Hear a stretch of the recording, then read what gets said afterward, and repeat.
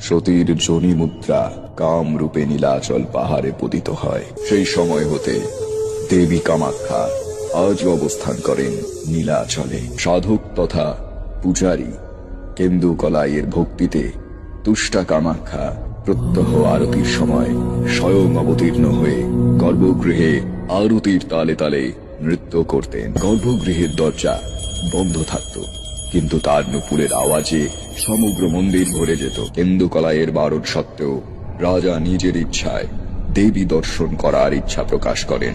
সন্ধ্যা আরতি শুরু হলো। ভক্তির সামনে আবির্ভূত হলেন মহাদেবী কামরূপ কামাখ্যা। জয় কামেশি চামুণ্ডে জয় ভূতাপহারিণী জয় সর্বগতি দেবী কামেশ্বরী নমস্তুতে। এদিকে মন্দিরের উত্তরের গবাক্ষের এক পাশে লুকিয়েছিলেন মহারাজ মহামায়া অন্তর্যামী। তৎক্ষণাৎ ধারণ করলেন উগ্র মূর্তি। তৎক্ষণাৎ দৃষ্টি হারালেন রাজা। কেন্দুকলাই মায়ের চরণে আছড়ে পড়া মাত্রই ক্ষমা প্রার্থনা করে। দেবী তাকে পাথরে পরিণত করেন এবং পাদপদ্মে স্থান দেন। রাজা অভিশাপদগ্ধ হয়ে ব্যথিত চিত্তে ফিরলেন দেশে। আর কখনোই এই তীর্থক্ষেত্রে আসার সাহস করেনি। আজও জাগ্রত সেই মহাস্থান, আজও অবস্থান ওই গর্ভগৃহে দেবী কামাখ্যার।